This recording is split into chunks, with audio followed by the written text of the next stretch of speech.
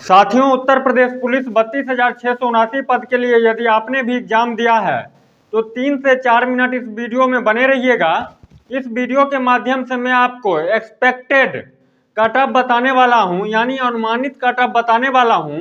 यदि आपने इतने प्रश्न को बना करके आए हैं तो आप फिजिकल के लिए तैयार हो जाइए। हो सकता है बहुत सारे छात्र 150 क्वेश्चन में से 135-40 तक बना करके आए होंगे और बहुत ऐसे भी छात्र होंगे जो 80, 85, 90 ही बना करके आए होंगे, लेकिन निगेटिव मार्किंग नहीं था। तो बहुत सारे छात्र तुक्का भी लगा करके आए होंगे। तुक्का लगाने से जिसमें निगेटिव मार्किंग नहीं रहता है उसमें ये उम्मीदें बढ़ जाती है जो 4-5 क्वेश्चन आपका सही हो जाता है। यदि आपने एक तरीके से मान लीजिए ए को पकड़ा तो ए में ही सब में भरते चले गए, बी में ही भरते चले गए, तो 2-4 क्वेश्चन बढ़ने की संभावना रहती है। मैं एक अनुमानित कट ऑफ आपको बता रहा हूं, जरा गौर फरमाइएगा बोर्ड पे।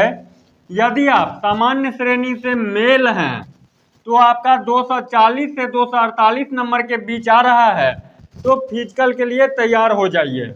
और यदि आप यूआर से फीमेल हैं तो 230 नंबर से लेकर के 236 नंबर के बीच यदि है तो आप सेफ स्कोर में माना जा सकता है। ओबीसी के अंतर्गत यदि आप मेल हैं तो 236 नंबर से लेकर के 242 नंबर के बीच, इसमें 2-4 नंबर आगे पीछे हो सकता है। ओबीसी से यदि आप फीमेल हैं तो 226 नंबर से लेकर के 232 नंबर के बीच यदि आपका आ रहा है तो फिजिकल के लिए कमर कस लीजिए। ईडब्ल्यूएस के तहत यदि आप मेल हैं तो 232 नंबर से लेकर के 238 नंबर के बीच यदि आपका है तो बहुत ही अच्छी बात है। और ईडब्ल्यूएस के तहत यदि आप फीमेल हैं तो 222 नंबर से लेकर के 228 नंबर के बीच। एससी के अंतर्गत यदि आप मेल हैं तो 204 नंबर से लेकर के 210 नंबर के बीच में यदि आपका आ रहा है, यानी आपने 102 क्वेश्चन से लेकर के 105 क्वेश्चन के बीच सही किए हैं, तब आप सेफ स्कोर में माना जा सकता है।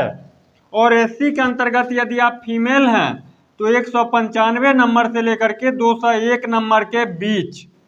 एसटी के अंतर्गत यदि आप मेल हैं तो 172 नंबर से लेकर के 178 नंबर के बीच। ये मैं नंबर बता रहा हूँ 300 नंबर में से। और एसटी के अंतर्गत यदि आप फीमेल हैं तो 162 नंबर से लेकर के 168 नंबर के बीच में यदि आप हैं तो फिजिकल के लिए तैयार हो जाइए। यदि पिछले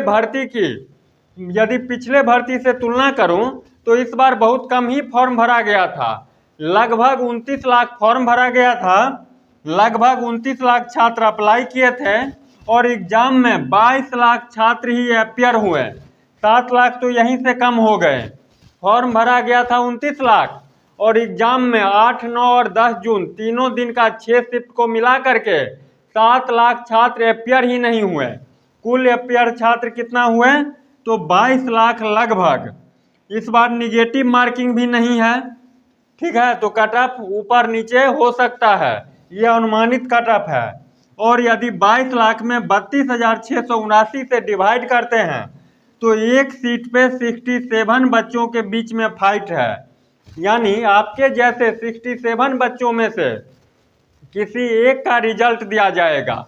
समझ में आ गया बात। टोटल वैकेंसी 32,679 ही है। तो इस वीडियो के माध्यम से यही जानकारी देनी थी।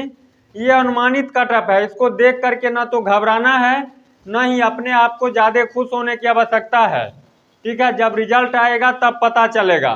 मैं वैसे शिक्षक में से नहीं हूँ जो बोलते हैं मैं जो बोलूँगा वही होगा, फिर क्वेश्चन का लेवल कुछ पूछ देता है तो ऐसे हो गया जी, वैसे हो गया जी, ऐसे वाली बात नहीं है।